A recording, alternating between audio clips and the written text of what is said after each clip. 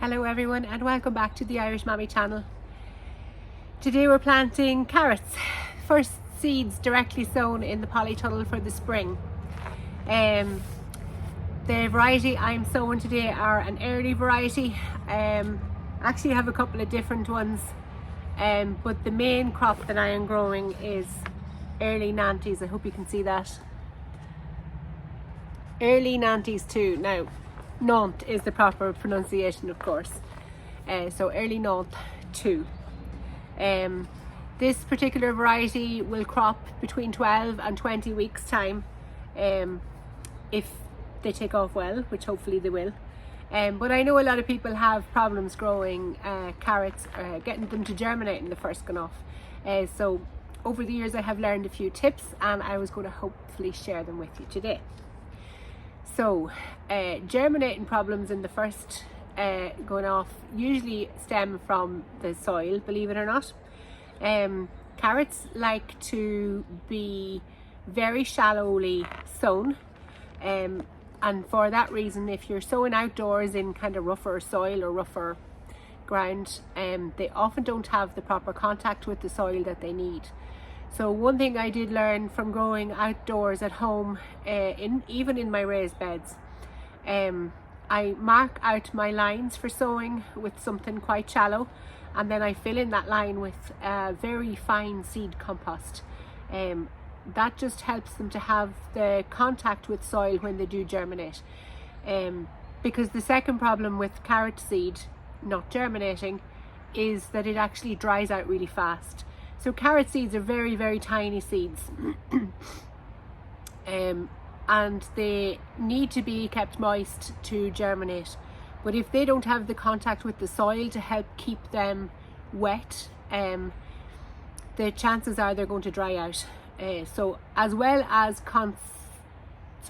consistent watering, which is very important in the first 2 to 3 weeks, they also need to be in contact with soil all the time. So the rougher the soil is, the less chance there is of the seed having full contact with the soil.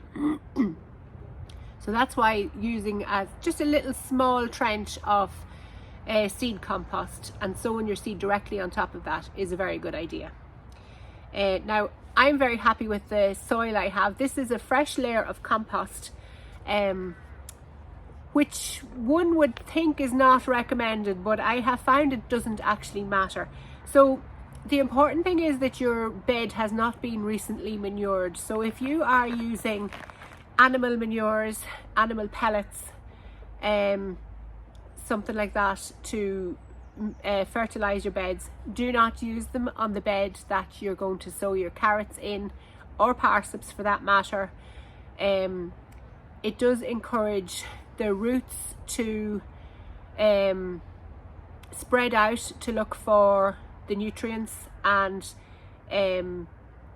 you'll get very forked carrots. But a layer of compost is different in that you're really just mulching the soil with that, and this compost is quite fine as well, so I'm happy to sow directly in it as well. Now I will be making sure to press my seed in on top of the soil when I sow it, and I will be hand pouring more compost over the very top, and pushing that down as well, just to make sure there's maximum contact for the seed with the soil. The other thing I've done is I've already pre-watered this bed. Sowing into drier compost or drier soil leaves more chance for, if you're watering in afterwards, for the seeds to be moving around in the soil and perhaps not having that contact again with the soil. Having said that, I've had some disasters myself growing carrots. Usually very stony soil would not be recommended for carrots, because the roots will grow and hit stones, or even very compacted clay soil as well, not good. So as soon as the root hits that stone or compact piece of hard clay, it tends to split and fork out to try and grow around it.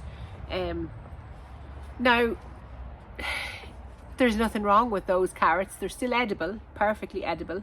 If you're growing organically, you can eat skin and all, so all you have to do is make sure they get a good wash, get the dirt off them. There can be nooks and crannies where it's hard to get the soil out of when they fork like that, so it is a little more awkward.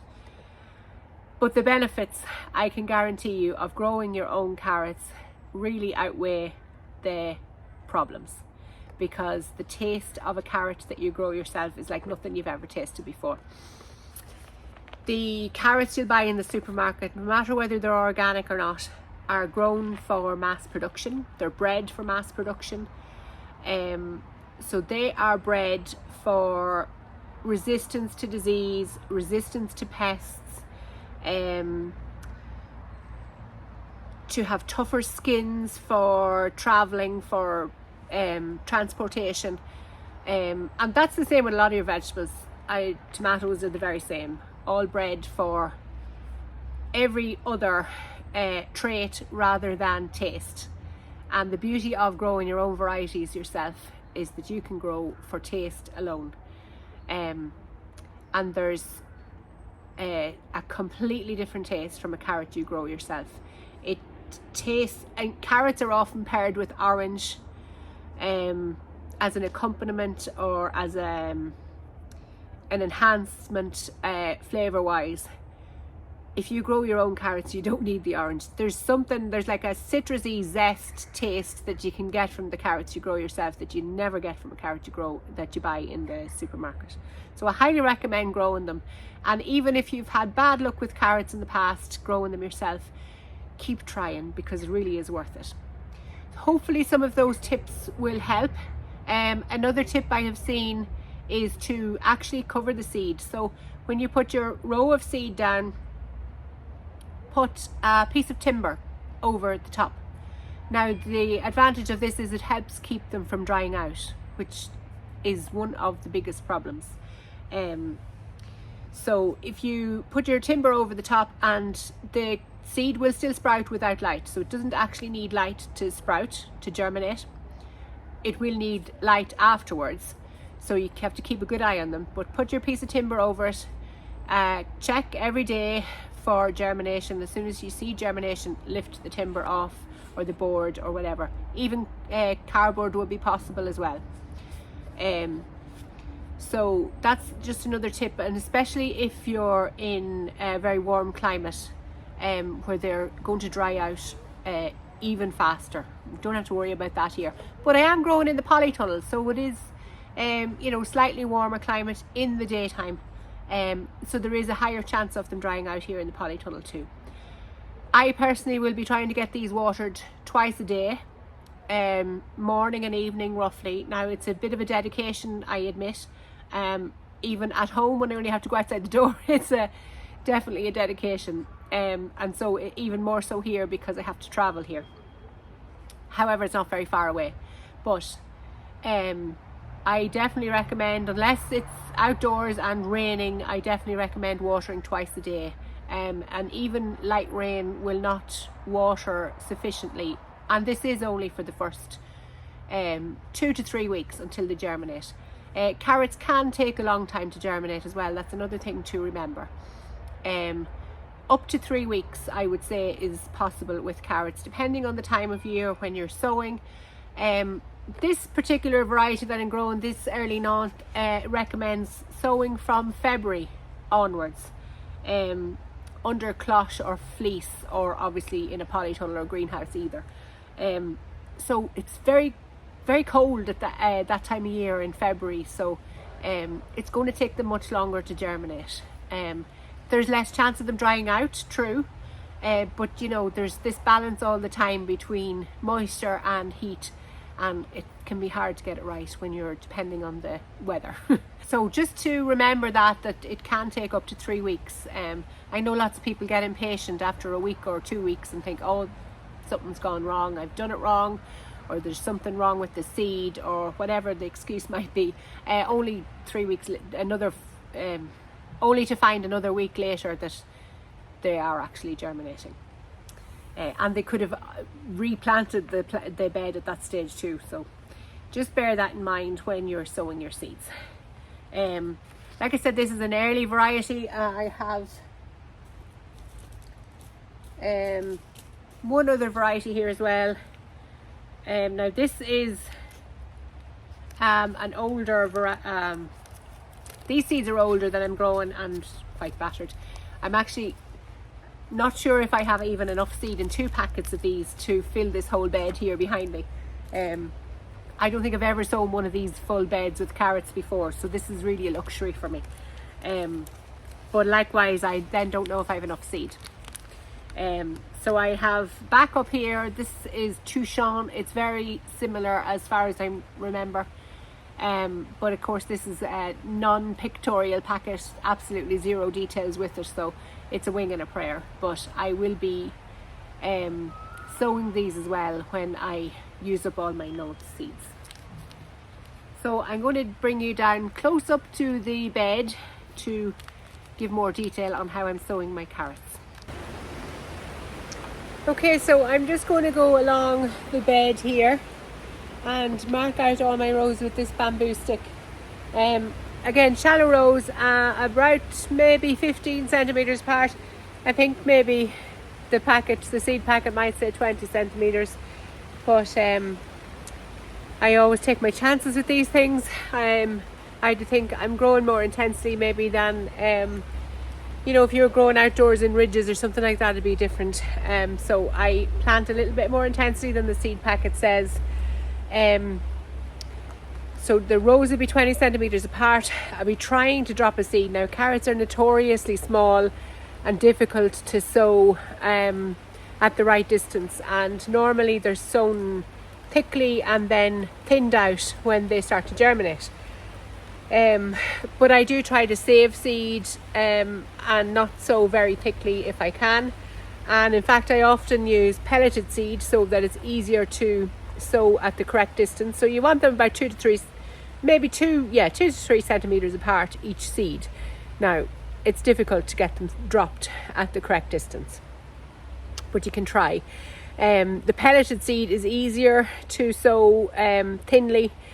I have a wee gadget, of course it's at home in the greenhouse, a little gadget for sowing seed, and it helps as well to sow them thinner. And it wasn't an expensive piece of equipment. I think it might have cost me about €1 in some kind of Euro store. So there are options to sow thinly if you wish, especially if you're trying to save on seed, because obviously if you're sowing thickly and then thinning out, you're wasting your seeds. So I'm going to try and get down close enough to the bed with the camera that you can actually see what I'm doing. Not sure how that's going to translate in camera, but I'll do my best.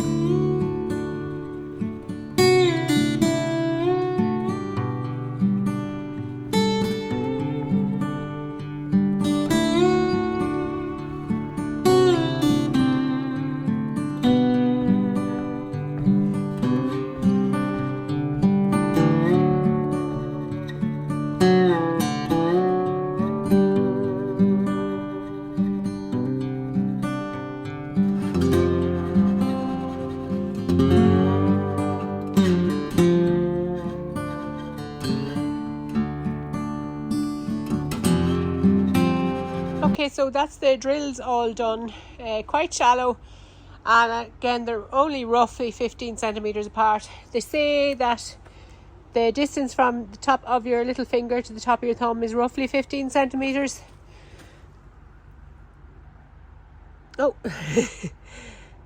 So they're roughly 15 centimeters apart. It's not an exact science. I've kept out a bit from the edge as well, you notice, just because that Mypex is kind of in the way. I'm going to have more than enough production if everything germinates correctly in the amount of drills that I have here. More carrots than I've ever grown before, I would say. And this is only my early crop. I also intend on growing a main crop in this centre bed. Well, only in half of this centre bed that you can see here, which is why it remains uncovered as well. So that's the thing. Carrots are not suitable for growing through Mypex, understandably, because of the way they're sown and direct sown as well, of course. I don't recommend using Mypex. for growing carrots. And they're not the type of crop which you can start off in a seed tray either. The last tip, which I nearly forgot to give you when I'm sowing carrots, is to interplant carrots. And this was something I learned quite a long time ago from an expert, one of those seasoned experts that you like to run into every so often. Interplant your carrots with onions in particular are a great crop to interplant. Spring onions are probably the best, just because they don't grow too big. But I'm not actually interplanting these early carrots with anything, because it would take an enormous amount of seed, and they'd have an enormous crop of spring onions all coming along at the same time, which I don't really want. So that would only be a waste. However, for the main crop carrots that I'm going to plant in here, I have these onions left. So these are overwintered onions that never got planted. I did plant some in a bed. Where is it? So half of that bed is planted with some of these overwintered onions. The rest never got planted. They're still sitting in their seed tray. Now, I'm not fully sure if these will still develop, but more than likely they will still grow into a crop. But regardless of whether they actually produce a crop or not, they will still have all the properties that they need to deter carrot root fly. Now, I'm in a polytunnel. I'm actually not sure if I need to be worried about carrot root fly in the polytunnel. But just in case, I'm going to interplant my main crop with these overwintered onions. And these main crop, I'm actually hoping to still get sown today. I'll not be videoing that, because there's only so much carrot sown that one might want to watch.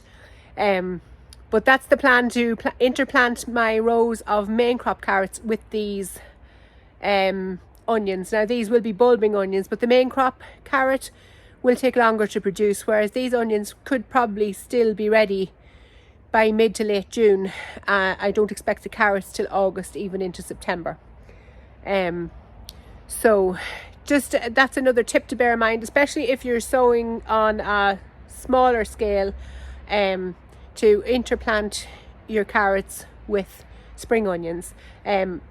It's obviously making more use of your space as well, particularly if you have a small space. So it makes sense in many ways. But the main one is that the scent of the onion will actually deter the carrot root fly, supposedly. I'll not guarantee anything, but it has worked for me in the past. So definitely worth giving a go, and then having twice the yield or crop from the same amount of space. So I'm just going to show a small clip of a close-up of sowing my carrot seeds here, and I hope obviously to follow through on this throughout the season. If I do need to thin them out, I'll bring you through that process. Hopefully, you know, I'm trying to be the lazy gardener here, so I'm trying to not have to do too much thinning out.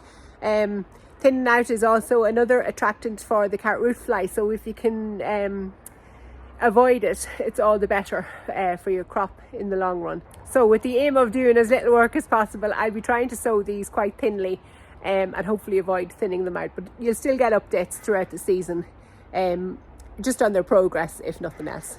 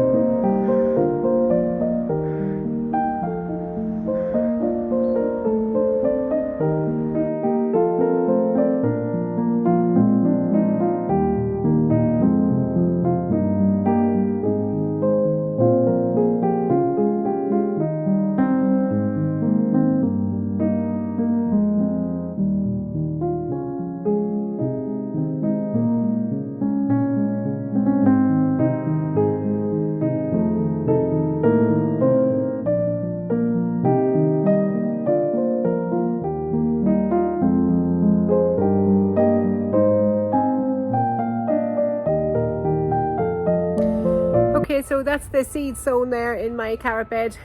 I managed to get them sown thinly enough. I was running out of patience towards the end, so they're probably a little bit thicker towards the last few rows that I sowed than at the start. But it can be rough enough on the back, so I wanted to get it done as quickly as possible.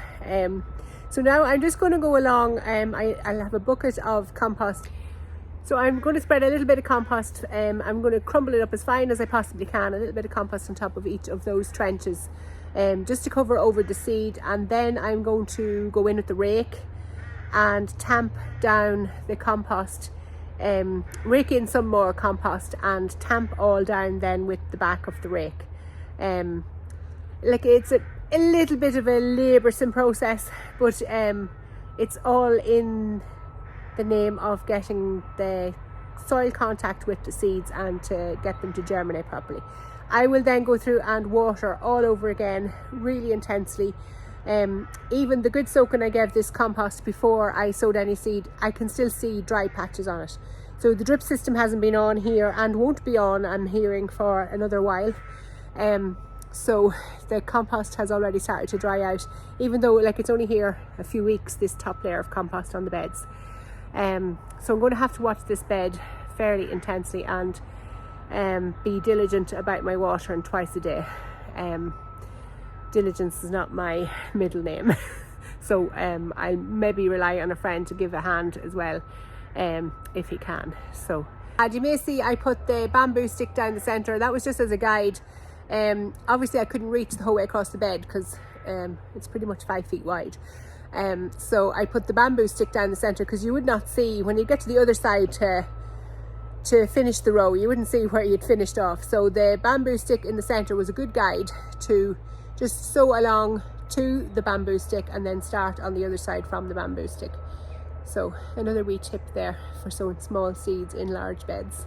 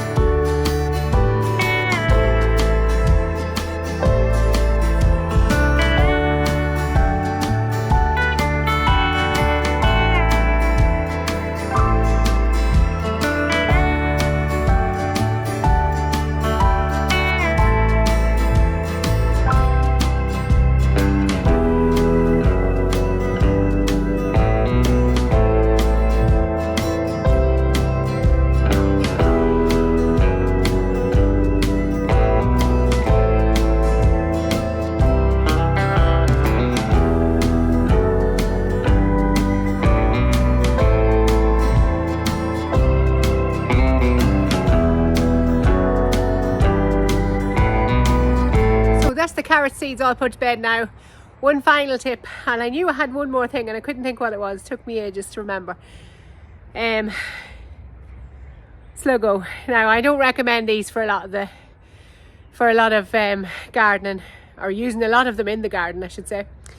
But definitely when you direct sow seeds in the ground, or when you put very young seedlings in the ground, it's a good idea, in a damp climate at least, which we certainly have, to use slug pellets, because there's nothing nicer to a slug than a freshly sprouted seed. And it can be another reason people might think that their carrots aren't germinating, and it can be just that they have germinated and the slugs have eaten them before they even seen the germination happening. There's nothing like newborn slugs in the spring, well, as the soil warms up, to annihilate a crop of tiny little sprouted seeds. I would make sure to use the pellets that are suitable for organic gardening. I wouldn't consider using any other ones because of the impact they have on our wildlife and our birds. And like I say, I still don't fully agree even with these ones, but they're at least that little bit safer, or they are safe for other wildlife. I definitely hate to use them on crops where I'm going to be eating them raw, so lettuces and stuff. I do find though, especially in the springtime, that I kind of have to use them, and it kills me to use them. But otherwise it's just fruitless, pointless exercise, sowing seeds in spring directly. And even I can even use them sometimes around my trays as well, because they just get in everywhere, those slugs. Even up on benches and everything, they still manage to wiggle their way in some way. So definitely, if you can at all, use slug pellets suitable for organic gardening. That's it. That's the final tips. I hope you've learned something today from my experience growing carrots. Many years growing carrots now with varying success, but definitely in the last few years I have had good success. The timing can be another problem for me sometimes to get a crop in the winter. So these early seeds that I've grown today are actually suitable as well for sowing in autumn, early autumn. I don't see any reason why I shouldn't get a winter crop this year. So I will be doing another sowing in probably July-ish, if I'm able, to be coming on over the winter. And they really are just the sweetest carrots you'll ever eat, is the overwintered ones, because they get that little bit of frost. But the whole secret is getting them developed enough before the frost comes. So that can be hard to get that timing right sometimes. It was successful for me in the last 2 years, I think. Certainly last year and the winter gone by, I had some of my money after harvesting the last of those, and they were outdoors. And if I recall right, those were sown towards the end of July outdoors. So if I can sow towards the end of July here in the polytunnel, hopefully that will work into a good crop for winter as well. The issue just in the summer is really, it's hard to keep them watered and to get them growing off well in the beginning, as you can imagine, if it's warm at all. And the polytunnel of course is going to be harder. And we were grand last July because it lasted from, I'd say, the first week of July the whole way through. It hasn't really stopped since. But some Julys we can be very hot and dry, so gardening's hit and miss in every instance, and usually the weather's to blame. So I hope you enjoyed this video, hope you learned something from it. If you have anything else to add to my tips and tricks, please put them down below in the comments. I'm sure they'd be helpful to not just me, but to anyone else reading the comments as well. So don't be afraid to put your little tips down below in the comments. Thank you for watching. Subscribe if you haven't already, and I'll see you in the next video. Thanks for watching. Bye bye.